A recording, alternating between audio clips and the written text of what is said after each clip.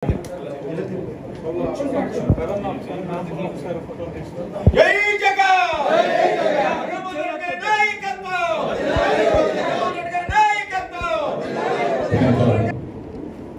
జగన్మోహన్ రెడ్డి గారి ఆదేశాల మేరకు రేపు 4వ తారీఖు రాష్ట్ర వ్యాప్తంగా అన్ని నియోజకవర్గాల్లో భారీ స్థాయిలో పెద్ద కార్యక్రమాన్ని మనం ఏర్పాటు చేసుకున్నాం. ఈ సంవత్సర కాలంలో ఈ కూటమి ప్రభుత్వం ఎన్నికల సందర్భంగా రాష్ట్ర ప్రజానీకానికి ఏవే హామీలు ఇచ్చింది, ఇచ్చినటువంటి ఆ హామీల్లో ఏ ఒక్క హామీనైనా నెరవేర్చిందా లేదా, ఇది ప్రధానమైనటువంటి అంశం. దీని మీద మనం ప్రత్యేకంగా చర్చించుకుంటే మీ అందరికీ తెలిసిన విషయాలే. కార్యక్రమ నిర్వహణ ఈ విధంగా చేద్దాం, భారీ స్థాయిలో మన కార్యక్రమాన్ని విజయవంతం చేసుకోవాల్సినటువంటి బాధ్యత అందరి మీద కూడా ఉంది. రాష్ట్ర వ్యాప్తంగా వైఎస్ఆర్ కాంగ్రెస్ పార్టీ శ్రేణుల మీద ఈ కూటమి ప్రభుత్వం ఎలాంటి దాడులు చేస్తుంది, ఎలాంటి హత్యలు చేస్తుంది, ఎలాంటి హత్యలకి ప్రోత్సహిస్తుంది, కేవలం ఇచ్చినటువంటి హామీలు అమలు చేయటం లేదని వైఎస్ఆర్ కాంగ్రెస్ పార్టీ కార్యకర్తలు ఎక్కడికక్కడికి నిలదీస్తుంటే, సోషల్ మీడియాలో ప్రపంచం అంతా పరిచయం చేస్తుంటే దాన్ని తట్టుకోలేక డైవర్షన్ పాలిటిక్స్ చేస్తుంది చంద్రబాబు నాయుడు గారి ప్రభుత్వం. ఇది బహుశా రాష్ట్ర చరిత్రలోనే దాదాపు 766 మంది మీద ప్రత్యక్షంగా పరోక్షంగా హత్యా ప్రయత్నాలు చేసి 400 మందిని హత్య చేసినటువంటి సందర్భం సంవత్సర కాలంలోనే వైఎస్ఆర్ కాంగ్రెస్ పార్టీ కార్యకర్తలుగా 1470 కేసులు బనాయించి దాదాపు 500 మందిని వైఎస్ఆర్ కాంగ్రెస్ పార్టీ కార్యకర్తలని జైల్లో పడేశారు. ఇలాంటి దుర్మార్గమైనటువంటి పరిపాలన రాష్ట్ర చరిత్రలో ఈనాడు కూడా జరగదు. ఇది కేవలం ప్రశ్నించే గొంతుకుని పీకనొక్కడమే. ఒక్క విషయం అయితే నేను స్పష్టంగా మీ అందరికీ తెలియజేస్తున్నాను. చంద్రబాబు నాయుడు గారి రాజకీయ ప్రస్థానం మొదలైందే వెన్నుపోటుతోటి. వెన్నుపోటు అనేది చంద్రబాబు నాయుడు గారికి వెన్నతో పెట్టినటువంటి విద్య. ఆనాడు పిల్లనిచ్చినటువంటి ఎన్టీ రామారావు గారిని వెన్నుపోటుతో ప్రారంభమై ఈరోజు రాష్ట్రంలో ఉన్నటువంటి 5 కోట్ల మంది ప్రజానీకానికి ఇచ్చినటువంటి మాట నెరవేర్చక తీవ్రమైనటువంటి వెన్నుపోటు కార్యక్రమాన్ని ఆయన ముందుకు తీసుకెళ్తున్నాడు తన ఎజెండాగా. ఎన్నికల సందర్భంలో ఎన్నికల ప్రణాళికలో ఆయన ఏం మాట ఇచ్చాడని బహుశా మా అందరూ మాట్లాడుకునే మాటలు సూపర్ సిక్స్ గురించి అందరికీ తెలుసు, రాష్ట్రంలో ఉన్న ప్రజలందరికీ తెలుసు. కానీ ఎన్నికల ప్రణాళికలో ఆయన ఏం చెప్పాడనేది బహుశా అతి తక్కువ మందికి తెలిసాము. అందుకే కూడా అధ్యక్షులు కృష్ణదాస్ గారిని, మీ కన్వీనర్ అప్పలరాజు గారిని నేను కోరుతున్నాను. ఇది ఎన్నికల సందర్భంలో వాళ్ళు ఇచ్చినటువంటి మేనిఫెస్టో, తెలుగుదేశం పార్టీ మేనిఫెస్టో.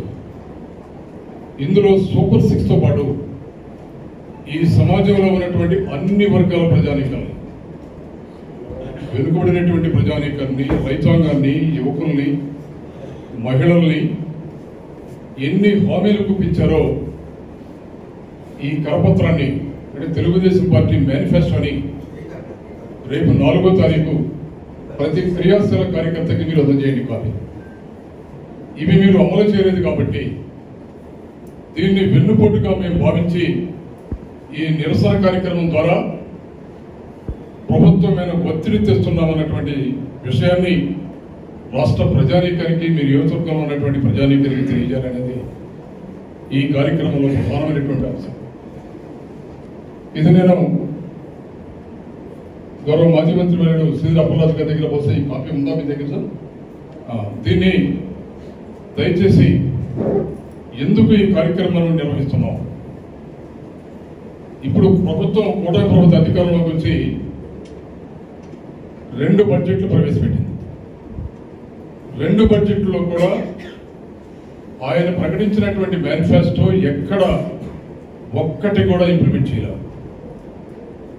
మనం అనుకుంటున్నాం పెన్షన్స్ కొంతవరకు ఇంప్లిమెంట్ చేశారని. జగన్మోహన్ రెడ్డి గారు అధికారంలో ఉన్నప్పుడు రాష్ట్రంలో 64 లక్షల పెన్షన్స్ ఉంటే అది ఇవాళ 54 లక్షలకు వచ్చేసింది. అంటే దాదాపు 9,75,000 పెన్షన్స్ తీసివేశారు. సంపూర్ణంగా అది కూడా ఇంప్లిమెంట్ చేయలేనటువంటి పరిస్థితి. ఒక్క విషయాన్ని ఆయన ఎన్నికల మేనిఫెస్టోనే ప్రకటించాడు.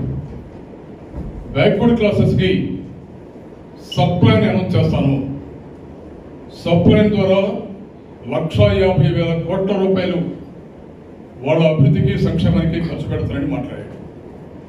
ఈ సంవత్సర కాలంలో వెనుకబడినటువంటి తరగతులకి ఎక్కడా కూడా సబ్ ప్లాన్ ప్రస్తావన అయించారు. ఇది ఎన్నికల మేనిఫెస్టోలో మాట్లాడారు. 1,50,000 కోట్లు ఒక్క రూపాయి అయినా ఈరోజు మీరు ఖర్చు పెట్టారా? ఎక్కడా కూడా లేదు. అదే వెనుకబడినటువంటి తరగతులకి 50 సంవత్సరాలు నిండితే అందరికీ నెలకి 4,000 పెన్షన్ ఇస్తానని ఈ సబ్ ప్లాన్లో రాశాడు, ఈ ఎన్నికల మేనిఫెస్టోలో రాశారు. మీరు ఎందుకంటే మన నియోజకవర్గంలో దాదాపు 90% వెనుకబడినటువంటి వర్గాలే. మీరు ఎవరికైనా సరే 50 సంవత్సరాలు నిండిన వాళ్ళకి పెన్షన్ వచ్చిందా? సంవత్సర కాలంలో వచ్చిందా చెప్పండి. అంటే అబద్ధం, మోసం. ఇది రాష్ట్రంలో ఉన్నటువంటి వెనుకబడినటువంటి వర్గాల్ని దగా చేయడం. నువ్వు మేనిఫెస్టోలో ఏం ప్రకటించావో అది ఎక్కడా కూడా ఇంప్లిమెంట్ చేయాలి. నిరుద్యోగులకి నెలకి 3,000 రూపాయలు ఇస్తారని దీనిలో ప్రకటించారు. ఎక్కడైనా ఈ నియోజకవర్గ పరిధిలో, జిల్లా పరిధిలో నిరుద్యోగులకి నెలకి 3,000 రూపాయలు ఎక్కడైనా ఇచ్చారా?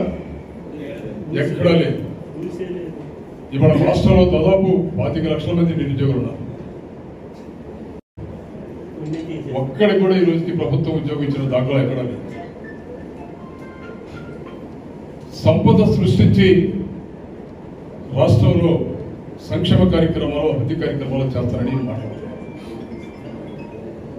నాకు తెలిసి అసలు మీకు తెలియని విషయాలు కాదు. మీరు కూడా రోజు మీడియా ద్వారా ఇవన్నీ చూస్తున్నారు. ఇవన్నీ ఎందుకు చెబుతున్నామంటే మళ్ళీ ప్రజల్లోకి ఇవన్నీ మనం తీసుకెళ్ళాలి. ప్రజల్ని చైతన్యవంతులు చేసి 4 సంవత్సరాల ఎలక్షన్ ఉంది కదా, ఇప్పుడే ఎందుకు అనుకోవడం ప్రభుత్వ వ్యతిరేక, ప్రజా వ్యతిరేక విధానాలతో వెళ్తున్నటువంటి ప్రభుత్వాన్ని నిలబెట్టి ఎన్నికల మేనిఫెస్టోలో చేర్చిన ప్రతి అంశాన్ని కూడా అమలు జరిగే విధంగా ప్రభుత్వమైన ఒత్తిడి పెంచవలసినటువంటి బాధ్యత, చెయ్యలేకపోతే నిలబెట్టే బాధ్యత ప్రజా ఉద్యమాల ద్వారా వైఎస్ఆర్ కాంగ్రెస్ పార్టీ ప్రజలను చైతన్యవంతులు చేయాలనే ఒక ప్రధానమైనటువంటి భూమిక ఈ కార్యక్రమం. ఒక్క విషయాన్ని మీ దగ్గర ప్రస్తావిస్తారు.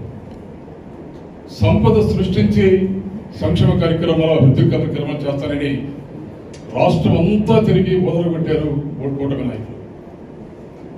భారతదేశ చరిత్రలో ఏ రాష్ట్రం కూడా 11 నెలల కాలంలో 1,40,000 కోట్ల రూపాయలు అప్పు చేసినటువంటి ప్రభుత్వం భారతదేశ చరిత్రలో లేదు. ఒక్క చంద్రబాబు నాయుడు గారి ప్రభుత్వం ఈ సంవత్సర కాలంలో మాత్రమే. మీరు సృష్టించినటువంటి సంపద ఎక్కడ ఉందో చెప్పగలరా మీరు? అమరావతిలో కూడా లేదు. అమరావతి అనేది రియల్ ఎస్టేట్ వ్యాపార సంస్థగా మారిపోయింది. అమరావతి కూడా దాదాపు 37,000 కోట్ల రూపాయలు అప్పుతోటి దాన్ని నిర్మాణం చేస్తున్నారు. వరల్డ్ బ్యాంక్ నుంచి 15,000 కోట్లు, మిగిలిన సోర్సెస్ ద్వారా నాబార్డ్ ద్వారా 11,000 కోట్లు, అలాగే ఇంకొక 5,000 కోట్లు జర్మన్ బ్యాంకుల ద్వారా, బడ్జెట్ కేటాయింపులో 4,000-5,000 కోట్లు.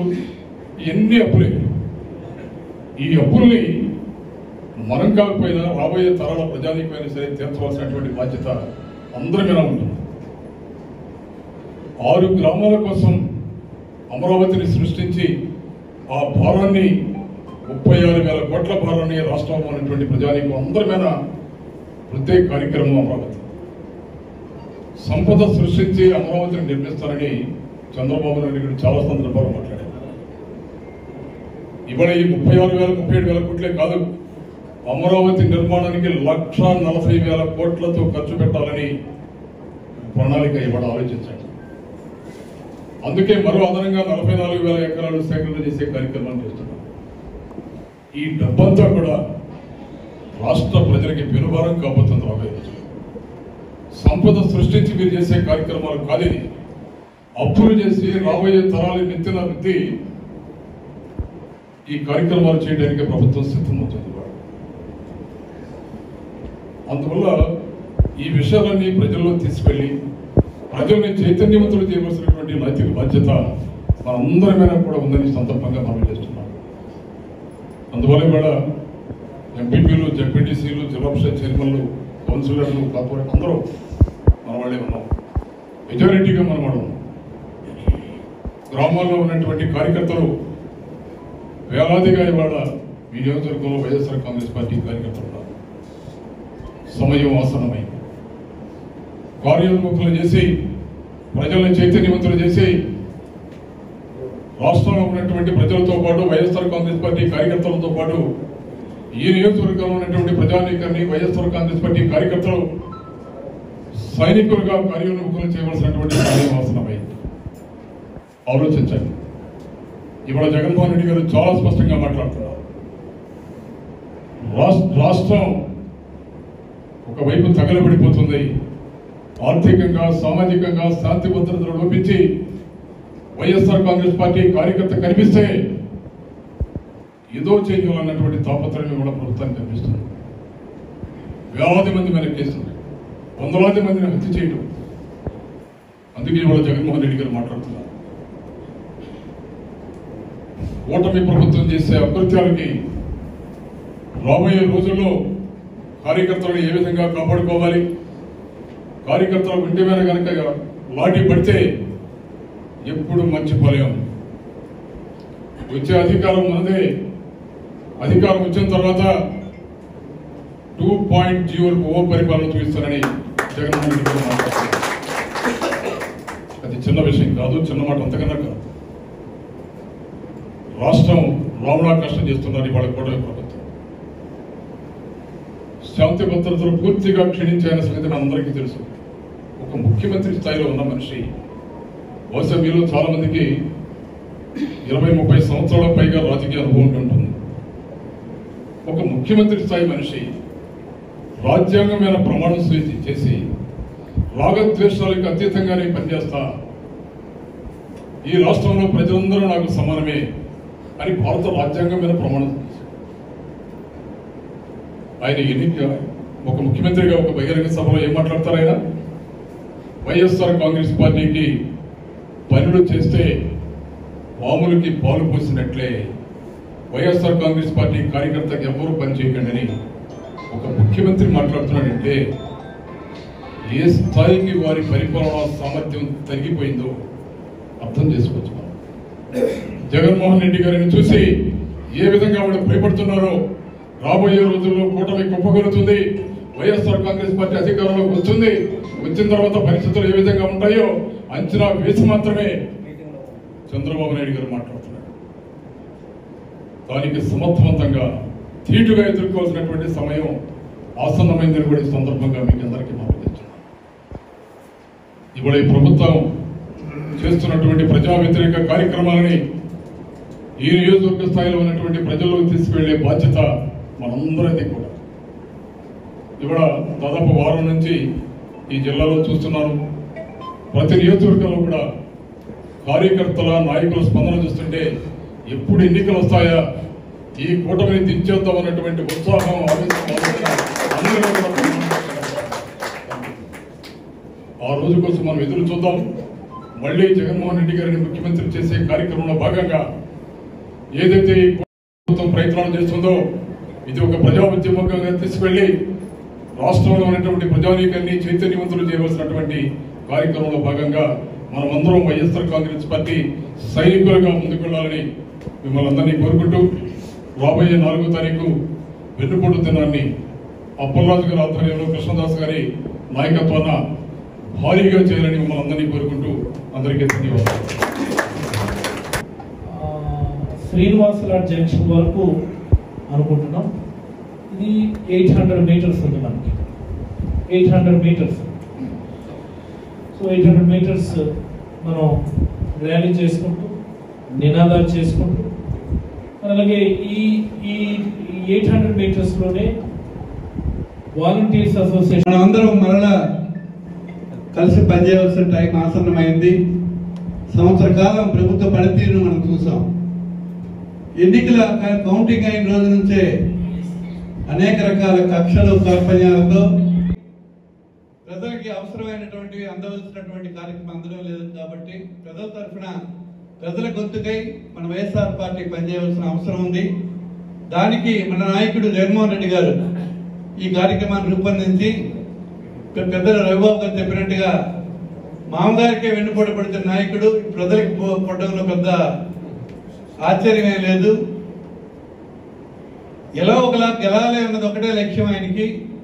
ప్రభుత్వం అధికారం రావాలని చెప్పి అనేక అబద్ధాలు చెప్పి ఆచరణ సాధ్యం కానటువంటి మాటలతో ప్రజలను నమ్మించి వంచి అధికారంకి వచ్చినటువంటి కూటమి ప్రభుత్వం మరలా అంతే ఘోరంగా ఓడిపోవడం కూడా జరుగుతుందని మీకు తెలియజేస్తున్నాను. అయితే మనం అందరం కలిసి పనిచేయవలసిన ఆవశ్యకత అయితే ఉంది. డాక్టర్ గారు మరి ఇందులో ఎక్కడ ఏ ఒక్కరు కూడా మీ నియోజకవర్గంలో వైఎస్ఆర్ పార్టీకి సంబంధించినటువంటి వాళ్ళు పార్టీ వ్యతిరేక కార్యక్రమాలు కానీ మనలో మనం తప్పు చేస్తే ఒక ఏట్లో నీరు పారుతుంటే ఒక గడ్డిపుర కట్టితే కూడా పని స్పీడ్ తగ్గుతుంది, నీరు తాలూకా ప్రవాహం తాలూకా వేగం. కనుక ఎవ్వరు కూడా దయచేసి మీ అందరికీ రిక్వెస్ట్, చిన్న చిన్న లోపాలు చిన్న చిన్న ఇబ్బందులు ప్రతి కుటుంబంలో కూడా ఉంటాయి. దాన్ని మీరు దృష్టిలో పెట్టుకొని దాన్ని ప్రతిదానికి పెద్ద ఇబ్బంది జరుగుతుంది అన్నట్టుగా మీరు దయచేసి చేయొద్దు. మన జగన్మోహన్ రెడ్డి గారి నుంచి కింద కార్యకర్త వరకు అనేక రకాల ఇబ్బందులు మనం పడ్డాం. పార్టీ ఆవిర్భావం నుంచి కూడా ఈ వేళ వరకు కూడా మనకి ఎక్కడ అధికారంకి వచ్చిన 5 సంవత్సరాల్లో కూడా మనం పెద్ద ప్రయోజనం పొందలేకపోయాం. ఇదంతా నాయకుడు కూడా గ్రహించాడు. అది ఎక్కడ తప్పు చేసాం, దాన్ని ఎలా సవరించాలి, కార్యకర్తలకి నాయకులకి మనం ఎలా గౌరవించాలన్న భావం ఈవేళ జగన్మోహన్ రెడ్డి గారు స్పష్టంగా అర్థమైంది. చాలా మంది ఇప్పటికైనా మారాడా అని అడుగుతున్నారు మన వాళ్ళే. తప్పులేదు అది, ఎందుకంటే బాధపడినటువంటి వ్యక్తులు మనం పార్టీ తరఫున మనం పనిచేస్తున్నాం. మనకు ఆ నాయకుడు ఎంత గౌరవించినా ఎంత ప్రజలకి మేలు జరిగినప్పుడు మనం చెప్పిన మాట నెరవేరినప్పుడు మనకు ఆ సేవ్ ఉండేటప్పుడే మనకు గౌరవం వస్తుంది. ఈయన ఒకసారి ఎప్పుడో తక్కెళ్ళబాడు వెళ్ళేటప్పుడు జగన్మోహన్ రెడ్డి గారు చెప్పిన మాట ఇది. రీసర్వేకి వెళ్ళేటప్పుడు అన్నా బాగుందా అని నాకు అడిగితే, అన్నా బాగున్నావా, అంత బాగుందా అంటే బాగుంది కానీ అన్నాడు. అంటే కానీ ఏంది కానీ చెప్పు అన్నాడు. ఆ రోజు ఎవరు లేరు కూడా, నేను ఆయన కేఎన్ఆర్ఏ ఉన్నా, హెలికాప్టర్లు అనమాట. అయితే ప్రజలకి మీరు డైరెక్ట్ గా మేలు చేస్తున్నా మంచిదే అది. అయితే కార్యకర్తలకి నాయకులకి మా గౌరవం లేకుండా పోయింది. దానివల్ల రేపు చంద్రబాబు నాయుడికి నీకు ఎన్నిక జరిగితే నువ్వు గెలుస్తావు గ్యారంటీగా. కానీ ప్రజల నుంచి ఎన్నికవలసిన మేము ప్రజలకి మా కార్యకర్తలు ఏమీ చేయలేకపోతే వాళ్ళు మనకు ఓట్లేరు. అది మీరు ఎక్కడో లోపం జరుగుతుంది, అది సరి చేసుకోకపోతే మనకి ప్రమాదం జరుగుతుందని. అంటే పేద ప్రజల మీద కక్ష తీర్చుకుంటావా అని అన్నారు. అంటే లేదన్నా, మీకు అర్థం కావట్లేదు. గతంలో మేము అనేక ఎన్నికలు చూసాం. కార్యకర్తల తాలూకా స్ట్రెంతే మన బలం. వాళ్ళు బలంగా ఉంటేనే మనం గెలుస్తాం, మేము గెలిస్తేనే మీరు ముఖ్యమంత్రి అవుతారు. ఇదంతా రొటీన్ చక్రం ఇది. మీకు అక్కడ సీఎం ఆఫీస్లో మీకు ఎక్కడ తప్పు జరుగుతుంది ఈ అధికారులు చేసినటువంటి నిర్వాహకం వల్ల. అది మనం కొంచెం మీరు ఆలోచించి దయచేసి రెక్టిఫై చేసుకోండి. ఇది ఎక్కడో మనకి దీన్ని సరిచేయాలి. ఇదే లోకల్ బాడీస్ లో ఎక్కువ మంది మనమే గెలిచాం, సర్పంచ్లు కానీ. గతంలో వేరే లోకల్ బాడీస్ దానికి కూడా మనకి సవరణ జరగలేదు. ఎంపీటీసీలకు కానీ సర్పంచ్లకు కానీ ప్రజాప్రతినిధులకి స్థానిక నాయకులకి గౌరవం దొరికినటువంటి వైద్యం వీళ్ళ రాష్ట్రంలో ఉంది. ఇదంతా మీరు సరి చేసుకునే అవసరం అయితే ఉందన్నంటే చూద్దాంలే, కొంచెం కాలం చూద్దాం. మనమంతా ట్రాన్స్పరెంట్ గవర్నమెంట్ నడిపిస్తామని ప్రమాణం చేస్తాం. మరి ఎక్కడ మీ అందరూ బాగానే చేస్తారు. ఎవరో 100కి 1 మంది ఒకరో ఇద్దరు తప్పు చేస్తే భూతత్వంగా చూపించినటువంటి పత్రికలు ఛానల్స్ వాళ్ళకు ఉన్నాయి. మనకి భ్రష్టు పట్టించి పార్టీని అపాధులో తీసుకెళ్తారు. అంతే తప్ప మీ మీద నాకు నమ్మకం లేకో గౌరవం లేకో కాదు. దయచేసి అర్థం చేసుకొని మీరు పనిచేయండి అని చెప్పి అవి చెప్పడం జరిగింది. మనందరం కష్టపడి పనిచేస్తాం, కానీ మనకి ప్రజల మీద మనకి పట్టు తగ్గిపోయింది. ఖచ్చితంగా గెలుస్తాం అనుకున్నాం, 40% ఓట్లు కూడా సంపాదించాం. ఇంకొక 45% ఓట్ల దగ్గర మనం వెనకబడ్డాం. దాని ఫలితం మన ఓటమి, వాళ్ళు గెలుపు. గెలిచిన రోజు నుంచి కూడా అనేక రకాల ఇబ్బందులు పడుతున్నారు. ఇవన్నీ కూడా తప్పకుండా కార్యకర్తలకి గౌరవించే రోజు అతి దగ్గరలోనే ఉంది. ఆయనలో పూర్తిగా మార్పు వచ్చింది, ఆలోచన విధానం మారింది. మాతో కూడా ఆయన మాట్లాడతారు ఆ విషయాలన్నీ. ఇప్పుడు మరి దానికోసమే కోఆర్డినేషన్ పార్టీ పటిష్టంగా కింద స్థాయి నుంచి కూడా నాయకత్వం బలపడాలని కార్యక్రమాన్ని ఆల్రెడీ చేయడం జరుగుతుంది. వారందరినీ యాక్టివేట్ చేసే దిశగా ఈ కార్యక్రమం పెట్టారు కనుక మనకి పార్టీ పరంగా ఏ నియామకాలు జరిగాయో వాళ్ళందరినీ ఇప్పుడు ఉన్నటువంటి పెద్దలు మన పార్టీ సహచరులంతా వాళ్ళు కోఆర్డినేట్ చేసి ప్రతి ఒక్కరు ఈ కార్యక్రమం ఇన్వాల్వ్ అయ్యే విధంగా. ఇది ఇందా డాక్టర్ గారు చెప్పారు, దాసన్ చెప్పేస్తాడు, రవి చెప్పేస్తాడు, నేను చెప్పేస్తాడు, నేను చేయడం కష్టం అని. నేను కూడా 34 సంవత్సరాలు బట్టి అదిగా చేస్తున్నాను, మా తమ్ముడితో నుంచి పడుతున్నాను, ఇప్పుడు ఈ తమ్ముడు వరకు నేను ఉన్నాను. ఇవన్నీ నాకు తెలుసు, గ్రామ స్థాయి నుంచి అన్ని ఇబ్బందులు తెలుసు. ఇవాళ మనం ఆర్థికంగా చిరిగిపోయాం, పై స్థాయి నుంచి కింద స్థాయి, అది జగన్ గారికి తెలుసు. అయితే మనం పోరాటం చేయలేక ఈ టైంలో మనం వెనకబడ్డామంటే వాళ్ళు మళ్ళీ దీన్ని మరింత ఎక్కువ చేసి మనకి ఇబ్బంది పెట్టే పరిస్థితి ఉంది. ఇప్పుడు గట్టిగా మనం ఎదుర్కొంటే ప్రజలు కూడా మన వైపు వస్తారు. మన తరఫున వైఎస్ఆర్ పార్టీ పనిచేస్తున్న నమ్మకం కలిగించాల్సిన అవసరం అయితే మనకు ఉంది.